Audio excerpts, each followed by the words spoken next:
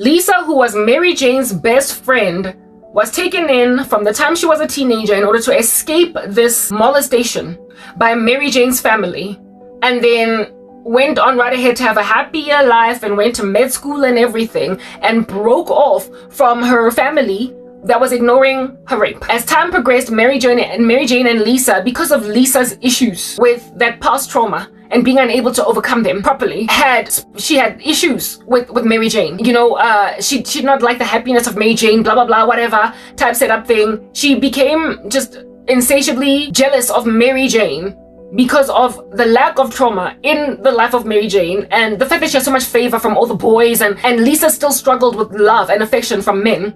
She's the one that liked Mary Jane's big fat chunky boyfriend first. Mary Jane stole her man David, etc. Like, there's just like a whole history.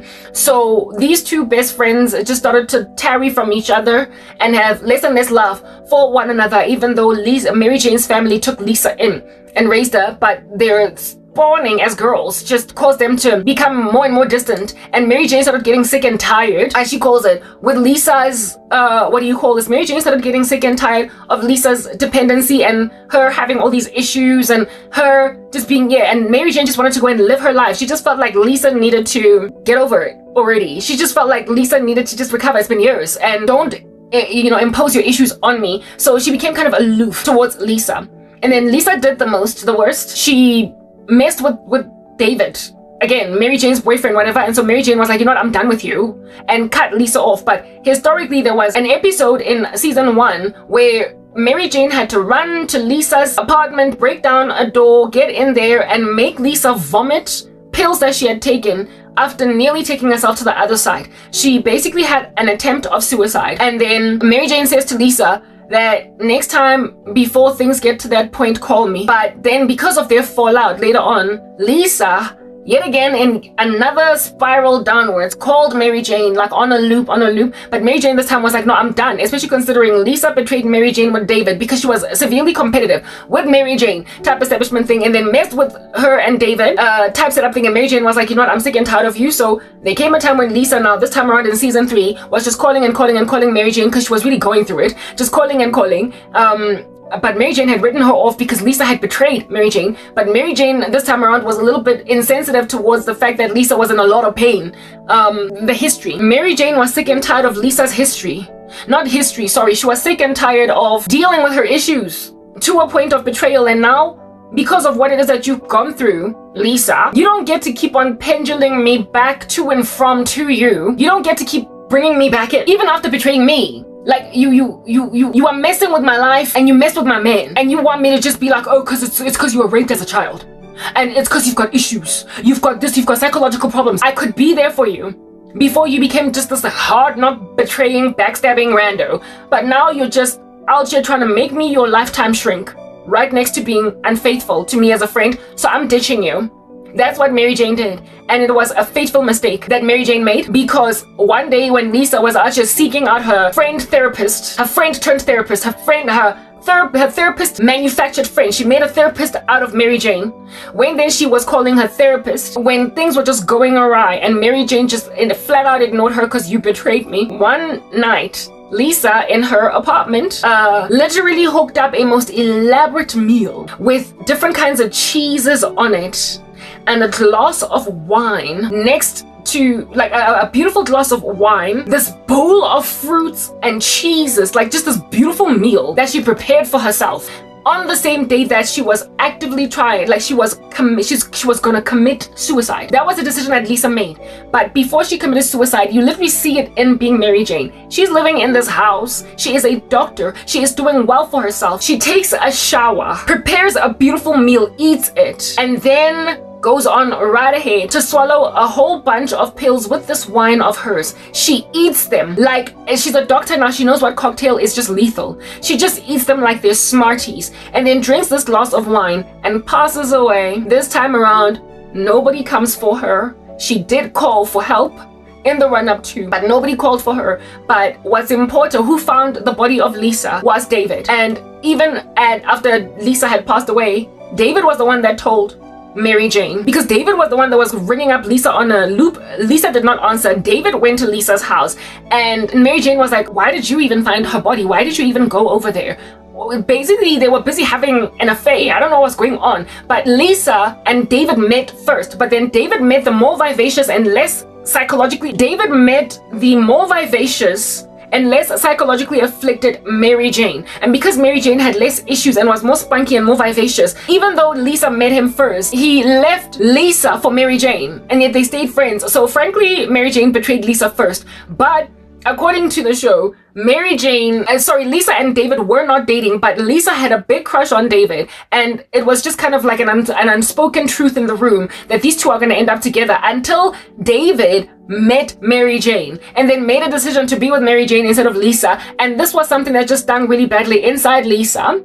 And then one day Lisa seduced David, and whatever happened between them happened. Mary Jane caught wind of this. I believe David is the one that confessed it. And this is what caused Mary Jane to have a falling out with Lisa. And then Lisa one day, when she needed the help of Mary Jane, that was her best friend, the person that was her linchpin, her clutch, if you will. Mary Jane writes her off because betrayal, type establishment thing. And then the person who finds the body of Lisa is David. And even at the hospital where it is that, or at the gathering place after Lisa had passed away that they were at, either Lisa's apartment or whatever, Mary Jane was like, why were you the one that found her? All that Mary Jane could ask David was, you were still busy with Lisa at the time of her death. Why did you find her body? Why were you, anyway, whatever. Like basically just inappropriate questioning, but nonetheless, just the nature of human beings, very self-absorbed, very conceited, very inward thinking. The reason why these shows are so relatable is because that's how it is that we are as people. We are able to act out and portray things in movies that are true to how we are in waking life, and that's why they amass for themselves such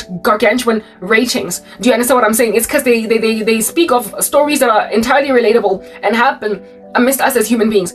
Anyway, whatever, but what I'm trying to get at is that when Lisa committed suicide in being Mary Jane, she did so in her beautiful house, having taken a shower, having eaten a healthy meal, but what does she not have? The third rung in Maslow's hierarchy of needs. Now, the Bible, it is written there in when Adam was roaming these streets all by him, savvy with the animals, that it is not good for man to be alone. Therefore, I will make a helper suitable for him. Human beings are so evil, they're so nefarious, that they know that loneliness kills, enough for them to come up with structures and prisons like solitary confinement. Micaiah was put in solitary confinement to eat meager portions of bread and water after prophesying over Ahab and Jehoshaphat, a report that Ahab did not like in particular. And what that caused was the isolation of a man in order to induce a severity of depression, of melancholy. Essentially, that's why if at all I was a judge, a lawyer. That's why if at all I was a judge, I would actively in my court try to create precedent for it being culpable homicide, for people to put people in a position to end up committing suicide. Because as human beings, we have diagnosed the human condition well enough to know that to isolate a person for extended periods of time, not give them any kind of basically to set apart an ecosystem around an individual so as to induce their death on that day, you are a murderer. You have committed culpable homicide. It would be murder in the first degree if at all, Kingy, we were not pedantic about the fact that you didn't actually drive a knife into their heart after premeditating it, because properly, if you deeply cogitate over how you can cause a person to commit suicide, on that day you have not committed culpable homicide, you've committed first-degree murder. But seeing as there is no smoking gun, there's no knife dripping blood, we can bring it to a lesser degree and say it's manslaughter. It's involuntary manslaughter, even though you did do it voluntarily. You thoroughly, it's first-degree murder, but it cannot qualify as first-degree murder because there is no smoking gun. So, however, if there are factors encircling an ecosystem that evidence that people were set up for suicide, these people ought go to prison for culpable homicide. And I said that if I was a judge, I would create enough precedent in my court of law for it to be part of common law in the country. But you know, I'm not a judge, so whatever. Anyway, whatever. Inducing loneliness in a person, given that Maslow figured out that we need affiliation as human beings. Yeah, given that we as people figured out that psychology was important. Psychology was important after safety and security was a thing. In ancient societies, suicide was not such a lofty issue because people struggled to get bread. It was by the sweat of their brow in a way that is not quite the case today, right? That's why the people are trying to reverse the judgments of God. And as a result, they're very arrogant, they're pompous, and God is going to plague you all over again. They are reversing the judgments of the Tower of Babel because everybody can interpret everybody's tongues now. There's software that's out here translating your languages and whatnot. So it's like a reverse curse. And when then you are walking in the reverse curse of what God cursed you to be, and then as a result of that, you are an affront and you pompously bash your fist against him, he's going to just end you altogether. It's going to be the last days. So mankind was cursed to work the ground with hardship. But now it's so easy. You've got assembly lines, you've got FMCGs, you've got food industries, you've got agriculture, you've got trade and industry, you've got big fat supermarkets that, hey, listen, ancient civilizations, if they were to walk into your supermarkets, would just be shocked at just the amount of food that is there. You know how in the famine, in the days of Joseph, Joseph too, but basically the Hebrews during the famine that caused them to go to Egypt, Jacob said to his sons, what good is gold and silver? We can't eat it now, can we? If at all there's no food. So go to Egypt and buy food. Don't just sit there like bums. Go to Egypt and buy food, because what good is this gold and this silver? Yeah, if those ancient civilizations were to walk into FMCGs in 2025, where even though a country's going through a drought, nonetheless has all this food, like just packed on Woolies shelves, they would be like, what manner of paradise is this? Have I arrived in heaven? I feel as if though this here not be truth. Open thine eyes, pinch thine self. What is going on? They'd be aghast, like shocked, pleasantly, right? And they would rock up there and hook up all the gold in their vats and all their silver and just like spill it out and just grab everything on Woolies shelves on somewhat a convenient space I have found in Egypt. But like they're everywhere. They're everywhere. I walk down the road on mine horse, gallop on mine horse, and therein lies yet another what they call fast-moving consumer good dispensary. Herein lies this yet more supermarket in the habitation. I don't know what to do with this here establishment. They'd be just out of their mind, shocked. And thanks to the Industrial Revolution, you don't care anymore for Jehovah Jireh. So the reason why there was not as much suicide in the ancient civilizations was because they were just fighting for basic stuff, and so they didn't have time to think about the fact that I'm so lonely. Why doesn't anybody love me? No, but like no one cares. But I'm pretty. Why are you treating me like this? Husband, why grab you a second wife when I'm here though? And then wife be Aja committing suicide. If at all you struggle to get food at all, if farming was rough, if 1 year of drought is enough to make everybody hungry, if you cannot store grain, if you cannot store perishable goods in a refrigerator, and so them being healthy for a year, if you don't have things like preservation within canned foods, for crying out loud, today's grain, this year's harvest is all you got. Honey, this year's harvest is all you got to eat. You know, like avocados in season, out of season. Tomatoes in season, out of season. This and that, like proper. If it is not harvest season, if at all it is not summer, if at all it is not harvest, you're not going to eat certain fruit. But there are certain things that could be stored because they were non-perishable. So with technology advancing, we have prospered to not only preserve food for extended periods of time. You'll remember how they used vinegar a lot, salt a lot, and then there was the refrigerator. There was the bird's eye. I was watching long ago some story about the American Industrial Revolution after the Second World War. I was watching how it is that America, it became a superpower because of a lot of things, including the fact that God gave them industry. And when you hear about how it is even the refrigerator, these refrigerator, what do they call these things, man? These industrial refrigerators, man, that they put like frozen foods in, and they put like fish in that you find like at a Woolies, and you just open it, and then you just like go and grab chicken that is like chicken pieces, and you just grab plastic chicken or beans, they're frozen, and then you take that chicken and then you put it in your own refrigerator. People take for granted that never used to exist. Like there never used to be refrigeration, and so therefore if you chop up a chicken today, make sure that you have eaten it within 2-3 days, because you can't put it in the fridge for it to, after a week and a half, it's still edible, and then you're good. They used to preserve their food with salt, they used to preserve their food with vinegar, they used to, and never mind that, they sometimes used to eat, when chicken starts to go off, or how it gets all fuzzy gray on the surface, and it starts to have a funny smell, and that's how you know, I'm gonna throw this out. Yeah, people used to eat that. They used to eat it, because it's not too bad. They smell it, it smells a little off, but you know what, it's not too bad. I'll take it. They would eat it, upega every day. I mean, it would be an onerous task for some housewives. My mom, she cooks once a week for the week and then we eat. Couldn't do that in the olden days. You gotta cook every day. So women are to be like all the day long getting sweaty, aging overnight from all that heat in the kitchen and in the oven type setup thing. Every single day you gotta cook something because the stuff goes off like immediately.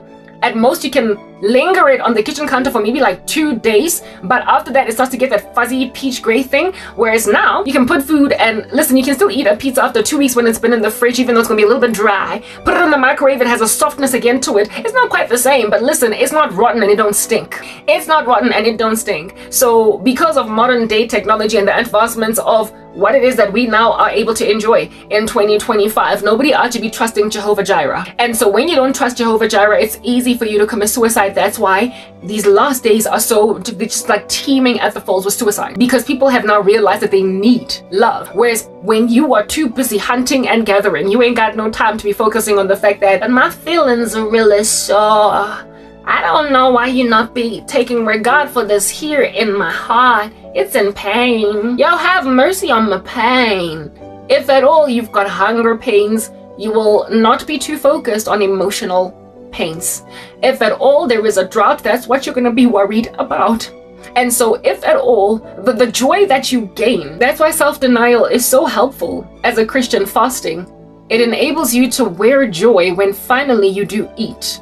Because there is properly a theoretical fact, a theoretical reasonableness, a hypothesis that makes weighty sense to say that if you spend your life in a fast, you will be joyful because you will gain excitement on no other thing but eating finally. That's why the end of the day for me is such a wonderful place to get to, because I spend all my days in a fast. And at the end of the day, my one meal a day that I eat, I look forward to it. And when I'm eating, it's so delicious that I'm happy. But on the days when I break my fast, on the days when I do eat breakfast or lunch, I get really depressed from breakfast to dinner because I'm not looking forward with hunger pangs to my one meal a day. So my fast is maintained by the fact that I need to find any joy at all in the day. And I find joy in eating only one meal. I look forward to it. If I am given hope and anticipation and excitement about something, I will not have days that are only inebriated with spiritual war. I will have joy at the end of a most turbulent striving spiritually. My fast therefore is preserving. My fast therefore has made out of me like an old school human being that is yet to know of refrigerators in malls, not in malls, but in supermarkets, that is yet to know of preservation canned foods. You eat your meals as they're prepared and you hope and pray for rain so that you can always have water. You hope and pray for rain so you can always have crop that is brought forth at harvest season. You hope and pray that the Lord would stay locusts from devouring your crop. I was also listening to the book of Joel the other day, how it is that God sent the eating locust that basically just devoured fields and the people were in famine. Now when you're dwelling in a famine, you will remember the people in the wilderness where it is that there was no water. They were satiated and given joy again just by water gushing out of a rock. You will remember how Hagar felt like she could die and was not suicidal, however felt like she could die because there was no water and she was parched and drained by the sun. And then the angel of the Lord appeared to her and there was suddenly like a brook of water that appeared in that ecosystem, and there was suddenly joy restored to Hagar and Ishmael just because of the appearance of water. Ancient civilizations did not struggle with suicide ideation because they were just going from place to place looking for water, digging wells, and grateful to just find a pomegranate tree. They were grateful to find a river, a brook, after walking kilometers upon kilometers with there being no water in sight. They were grateful to find, like I said, a vineyard, a pomegranate tree, an apple tree, a lychee tree, anything at all that had fruit on it.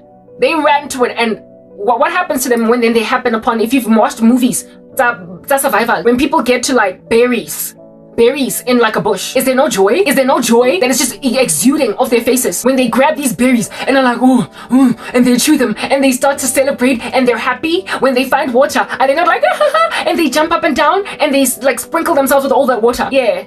Look at the amount of joy given people who went through a desert for a season and happened upon a brook of water. Look at the joy that comes into people who were famished and then happened upon a tree that's got fruit, mulberries in it. Their joy is recovered to them, and so therefore their sense of despair eradicated by just food and just water. And ancient civilizations strove, living from hand to mouth, looking for just water and looking for just food. And only once they were able to find a plush valley that had pomegranates, it had grapes, vines, it had food and everything, and water that was always just running and running and running. Like the daughter of Caleb asked her dad to not only give her land, but also with her husband, right? That dude that was a judge in Israel. They asked for land, but also some water that would also be funneled to the land so they could water that land. Once they have found a plush land that has water that can water the land and the animals and grow fruit, they then focus on things like, let's build houses because we've got a plush land. And so now shelter becomes a thing. Shelter becomes their next thing. Otherwise, when you're living in tents in the wilderness, you're not going to be in like persistent on brick and mortar. When you are living hand to mouth with manna from heaven every day, celebrating quail landing in your camp to a point where some of you will die because God saw it fit to do that to you. Celebrating when water gushes out of a rock. Celebrating when the most simplest and most basic of things happen. On that, you're not going to be suicidal because why don't you love me? And what causes suicide? What causes the despair at that height other than criminality and the walls closing in on you? If at all you're innocent and your hands are clean of blood. If you're not in blood guilt in flight, and so therefore as a fugitive see it fit to end your life the way that Judas ended himself because of blood guilt. If you're innocent but are still suicidal, what is causing that? If you are innocent and yet still suicidal, you are not dying because of your sins, you are dying because of something else that is extraneous to you. You are unlikely suicidal because you're hungry, because that is going to make you search and search the land until you find water and food. You are not suicidal because you're naked. That is going to make you beg on the street until you get a panty on your body. You are suicidal because of a lack of the third rung of Maslow's hierarchy of needs. Love. Mankind only realizes that they don't have love once they have food and water and shelter. Once they have food, water, and shelter, it dawns on them that they need love. And that can account for why it is that women in ancient civilizations appeared so content with arranged marriages.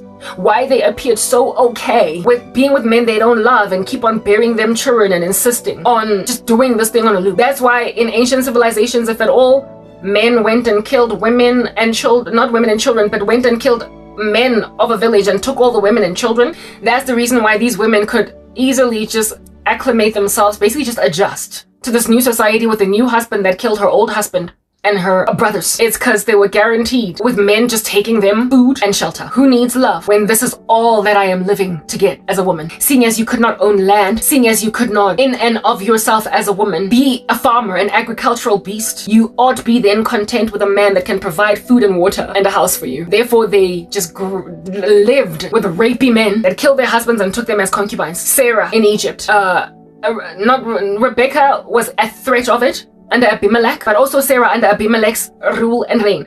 Abafazi appeared to have little qualms with men just kind of exchanging them from pillar to post because their needs at the very bottom two rungs were the only ones that were available at their disposal. You were among the rarest and the most blessed of dames. If at all, right next to having shelter and food and all that jazz, you had a man that you love back. He might be besotted with you and you care little for him, but that was more than enough. And women were here for the larger majority. They wanted to have reciprocity, but imagined it was not a pragmatic thing to actually seek out after. But like, listen, like I said, if ancient civilizations were to travel to 2025, they'd be shocked at grocery stores. Ancient civilizations would be shocked out of their minds with grocery stores because all this abundance, and upon them meeting with all that abundance, and even when there is a drought, there was a season in South Africa where we were declared we had a drought.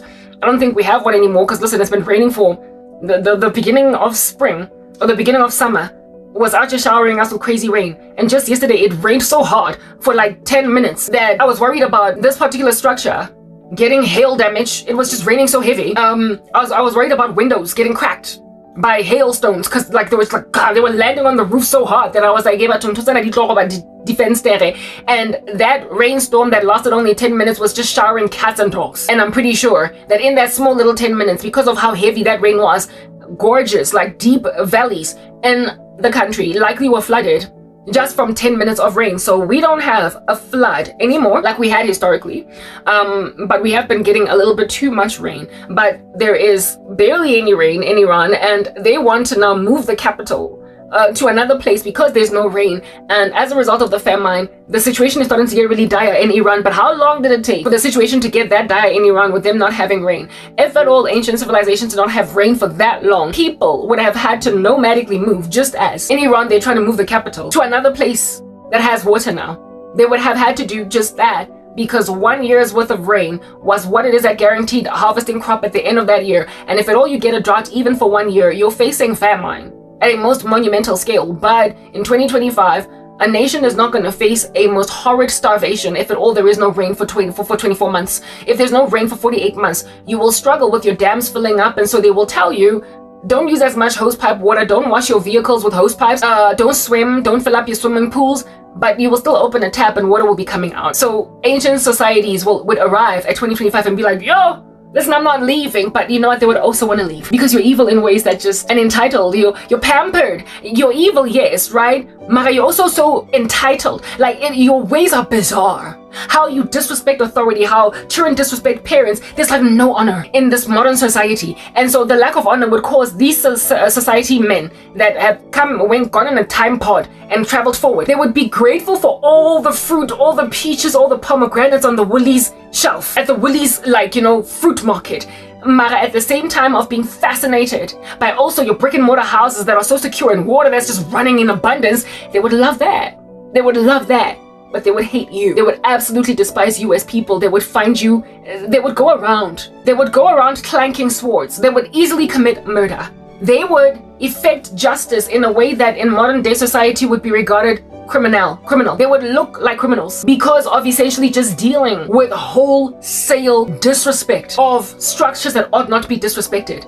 They would find you bizarre. That how do you live like this? How do you take this in your stride? The public displays of affection would make them want to stone you to death for this outdoorsy adultery. Teenagers out here making out in malls. Whoa, like proper. Going to the beach and swimming in your bikinis. People would like proper, if ancient civilizations as a concert, like maybe 200,000 men from an ancient time would have come to Johannesburg for one day, there would be so much murder, with them feeling like they are basically invoking divine justice against you.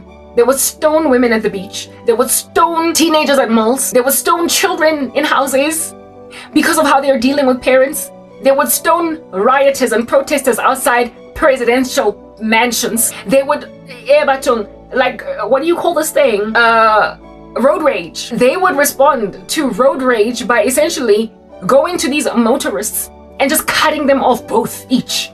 Because what are you doing? What are you doing? They will celebrate your peaches and pomegranates at a food market and love the water running out of your taps, but hate your moral turpitude and your lack of honor, your lack of covenant keeping, your lack of. And God says that the last days are going to be like in the olden days, but with a pomp and an arrogance that quite didn't exist back then, hence the perilous times. Why? Because now you've got grocery stores full of food, cars full of petrol. You have got clothes on your body and houses that are bigger than you need. And you are now all emotional and are being coddled for being sad. And because of that, you are just unacceptably evil. You are unacceptably evil, and you are gay. You are kissing in the streets. You've got public displays of affection. You watch pornography. You watch people have sex. I mean, you will remember how Shem and Japheth, the sons of Moses, you will remember how Shem and Japheth, Moses's children. You will remember how Shem and Japheth, was it Shem and Japheth, or was it Shem?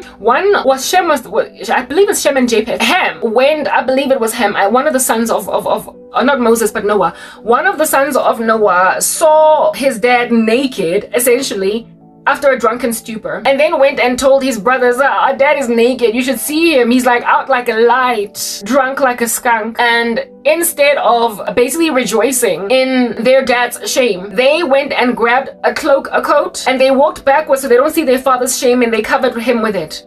And the next day, when Noah woke up, he was like, I believe it was Ham, the one that Al-Jatisi's dad, I stand corrected. Ham was like, sorry, Moses, not Moses, but Noah, was like, it was Canaan. Canaan was the son of one of the sons of Noah's kids, and I believe it was the son of Ham in particular. And this son laughed at his grandfather, essentially, for being naked. And the two sons covered their dad's shame. And then he blessed them but said that you, Canaan, the child of, I guess, one of my sons, you are going to be cursed among your brothers and you will serve your brothers because you laughed at the shame of your dad. Modern day society got kids like Canaan who just all across society be laughing like that. But olden day society, when they were dealing with that level of disrespect of an elderly man, that we understand he was drunk and ought not have been that thing, but the dishonorable response to all that drunkenness caused his sons to walk backwards without looking at their dad's shame. That's how societies in olden days used to act. In the climate of the elderly, in the climate of, you get my point. And a disrespectful rando was passed a curse. He was rebuked harshly. But now in modern society, we got kids laughing at the elderly. We got kids beating up grown people. There was a story that I was listening to in the United States of America, where a mother and a son, upon rebuking some teenage boys that were causing a ruckus outside of their house, got beaten up by these boys. We be dealing with people out just slapping women in public for preaching a pro-life message, even though they were initially having a cordial conversation. That which is good is now called evil, and that which is evil is called good. Woe to the world encircling us, therefore. So ancient civilizations, if they were to come to 2025, would frankly be aghast at just the level of dishonor, even though we considered them kind of barbaric. They, within their camps, had a certain level of honor, and how it is that they went and took lands and basically fought for what they believed was theirs was by conquest. There was lots of bloodshed back then, but there was also lots of honor, something that just does not exist in 2025. So Lisa, in being Mary Jane then, in returning to that, committed suicide, having taken a shower in a beautiful house, having eaten a beautiful meal. That was not enough. Why did she kill herself? Because of the absence of the company and the companionship, therefore, of Mary Jane and everybody encircling her. She felt so left out on a limb, and to her it was just overwhelming to be dealing with this loss, to be dealing with this emptiness, and to be dealing with this loneliness, to not have somebody perpetually caring for the fact that she is bruised and broken. And so, seeing as she could not see any light at the end of the tunnel anymore, and having been shown Eve as Adam, once mankind is shown who they need, it is not good for man to be alone. Before Adam saw Eve, he did not know he needed her, but once he had her, he couldn't live without her. So mankind, if at all, mankind before having certain people in their lives, don't know they need them, but once they have them in their lives, they can't do without them. Therefore, when you lose them, you are what? Bereaved. Adam would not have mourned the absence of Eve, but I bet when Eve died, Adam mourned, right? You don't know what you have until it's gone. It's what I'm getting at. Once you have people in your life, you get bereaved when they're gone. And if at all, they don't go by death, but by shutting you out, absenteeism. On that day, you can't even console yourself with the fact that if they were alive, they would still hug you. You have nothing. You understand they're apathetic. You know they could not care less. And so that knowledge in and of itself is just murderous.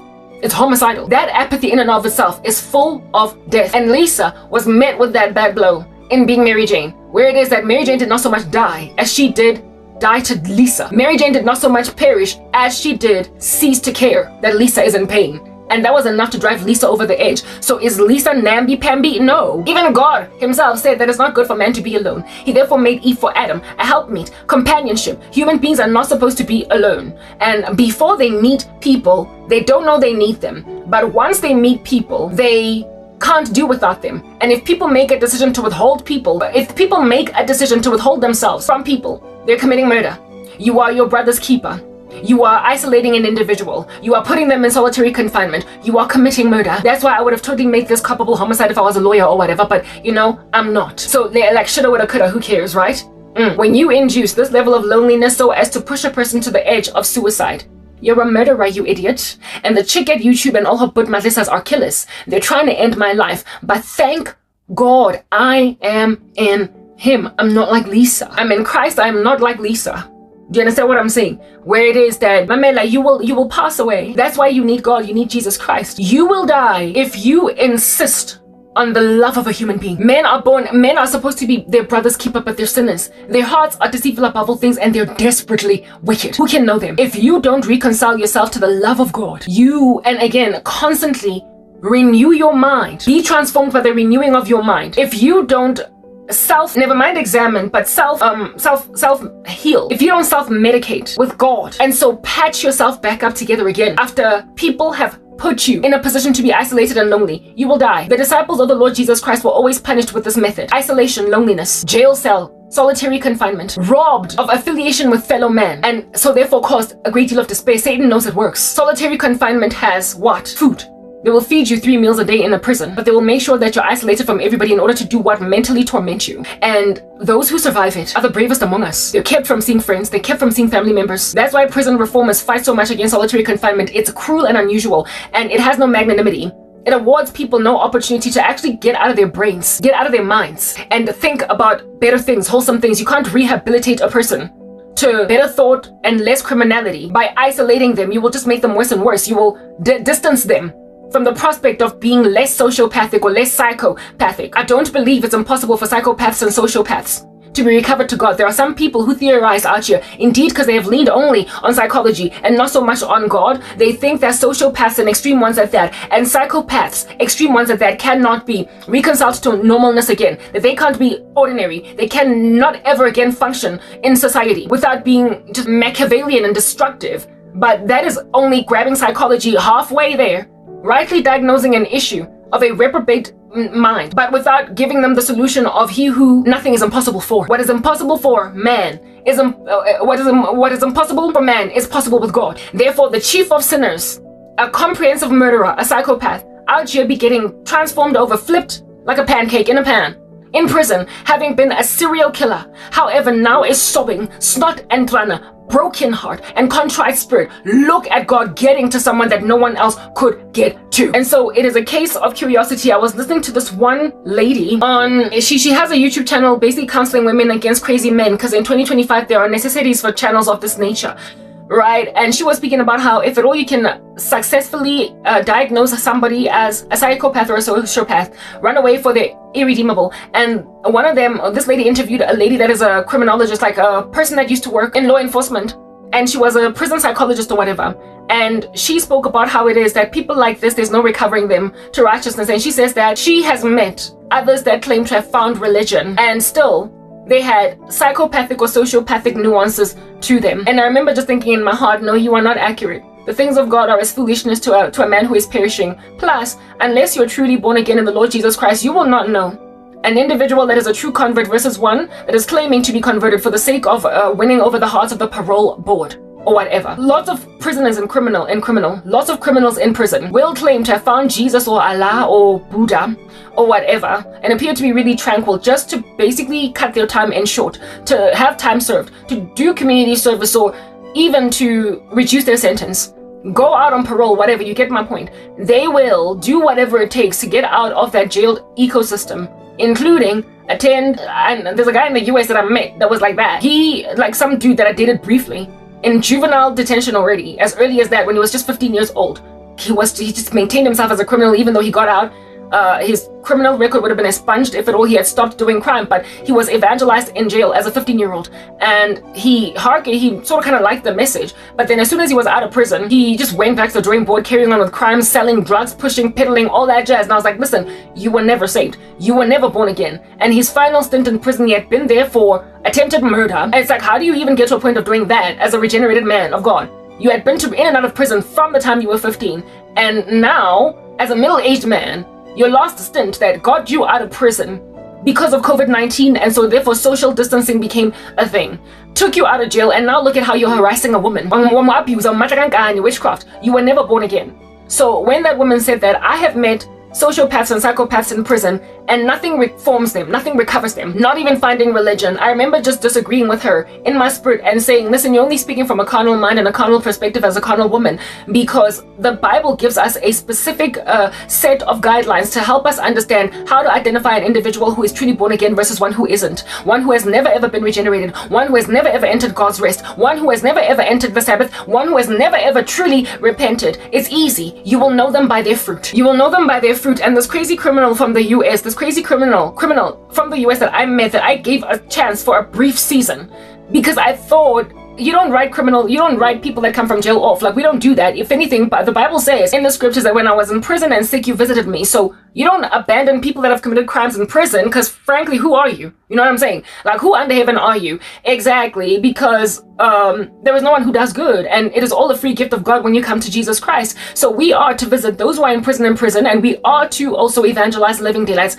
out of them. But when a man does indeed get transformed, type establishment thing, when a man does get transformed by God in jail, or a woman they do a 180. Listen, they do get transformed, and you will know that they have been transformed because they will, in perpetuated measure, consistently bear fruit. Their old self has passed away. Behold, all things have become new. So basically, observation over an extended period of time and a maintenance of character confirms an individual as truly righteous. But if a person is out here oozing Machiavellian like vibes, if a person is out here emanating some kind of an excruciating bomb fart blast of narcissism, but he's got a Bible clutched underneath his armpits, if at all he's salivating after you, calling you Clarice, you naughty girl, like Hannibal Lecter in Silence of the Lambs, like Proverb, if he's out making like Anthony Hopkins that way in Silence of the Lambs, he's speaking to you in an eerie disposition, and then out comes like some nefarious eyeball popping out at you while you're interviewing him in prison. But he is a Christian, and every Wednesday in the prison system they have praise and worship, and he's there singing. If anything, he's got pipes. I told you, in prison singing with a bass and a herein lies this guy doing that. But when then you interview him as a prison psychologist, and then he out there bringing out Clarice, you naughty girl. Yo, and I'm this individual is not born again. So that therapist likely had interviewed that criminologist, that lady that worked in law enforcement, that had spoken to people that claimed to have found religion, and amidst the religions that they found was Christianity, and then interviewing them and realizing that honey, he's not saved. But you see, a worldly woman would never know that. A worldly man would never know that. A person interviewing prisoners in order to pretty much figure out the criminal mind, and then they find nuances of narcissism and just self-deceit, conceitedness in an individual that they're interviewing. But this individual, like I said, is clutching a Bible underneath their armpits as they're talking to this prison therapist. They won't be able to know that they're not dealing with true conversion over there. So I do believe God can do a 180 in some pretty far gone people, what the world considers to be far gone, but it is the burden of proof is on the saint. The burden of proof is on the Christian to be out here gazing at an individual with carefulness to see if at all they're bearing fruit, to protect themselves. And that's something that I did not insist on doing when this dude from the US all up and crept in my life. Like just a nasty little worm. When he perniciously and stealthily wormed his way into my ecosystem, he was bearing so much bad fruit from the very get-go that I ought have written him off the cuff, but I didn't because I was in pain. That's what I'm getting at. Pain produces irrational decisions. I was in pain, and so I was ignoring all the red flags. He was out just speaking Clarice, you naughty girl, albeit with the Bible clutched underneath his armpits, and I was just like, I'm gonna ignore it, until the guy showed me so many flames that still to this day he's pursuing me. I am stalked most hotly and most heinously by a violent criminal that's never repentant, that from the age of 15 was given the gospel, liked it, but not enough to actually hearken to it, and today he's one of my biggest and baddest stalkers in the game. So you will know them by their fruit. Nonetheless, I digressed. What I was talking about over here is the fact that, loneliness, people in the world, if at all you don't, yes, that's what I was talking about before I digressed.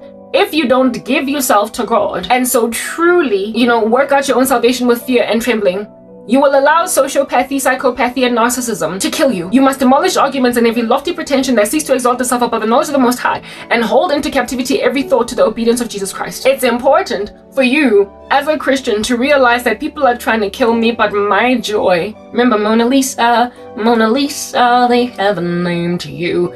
You're sad, but you're also happy at the same time. Find your joy in no one but Jesus Christ until such time that he will restore to you. See, as he knows that it's not good for man to be alone. People, until God will restore to you those who care, until the Lord will restore to you sober minds that are not Machiavellian like the freak at YouTube, that are Machiavellian like Habut Madlissas, people that are entirely self-absorbed, consumed with themselves, however, clutching Bibles underneath their armpits, and are telling themselves, I'm a Christian.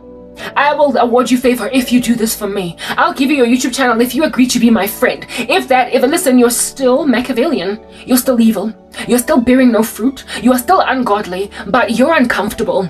And because you're uncomfortable, you are trying to juice a situation, capitalizing and exploiting the fact that a person is lonely, out on a limb, with no family, with no love, with no respect, and you think that you can offer remnants of, what is this that I'm talking, patchworking, remnants of affection to her, insofar as she will reciprocate, seeing as indeed hierarchy of needs is now at play again. Look at you, have all the food in the world, priding yourself in being able to grocery shop while I can't take my stuff out from Temu, You've got all the food in the world. You've got your own apartment. You've got everything. But guess what you don't have? Love. All you need is love.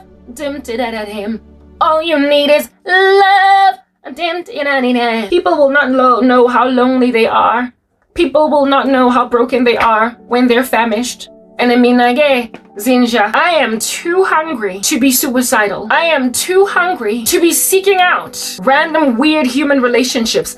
I am too hungry to care about feelings. I'm too hungry to care about emotions. But I do know that God loves me, and so I have love anyway, which is what was the case with women of old. A lot of them survived like weird forcefulnesses because people decided that they're going to be bigger than that towards them. They made a decision that, woman, I am feeding you, and woman, I've put you in the house, but listen, I also really care. They were blessed by the common grace of God during a time when all that people were getting for themselves was just food. Do you understand what I'm saying? They were blessed, however, with husbands that went the extra mile. They actually gave two hoots over here. They made sure that a lady's feelings were catered to.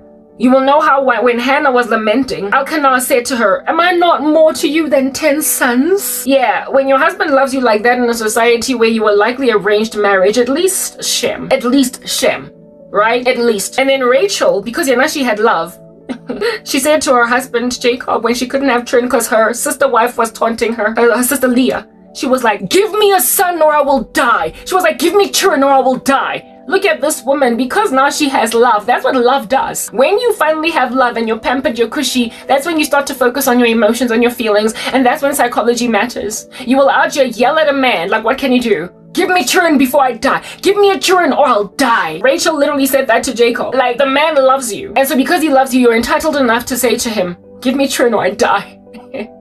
But the unloved woman has to buy her husband's affection with mandrakes. She just wants her husband to come into the space, and she gotta bribe him to come into the space. But the loved one tells him, give me kids or I'll die.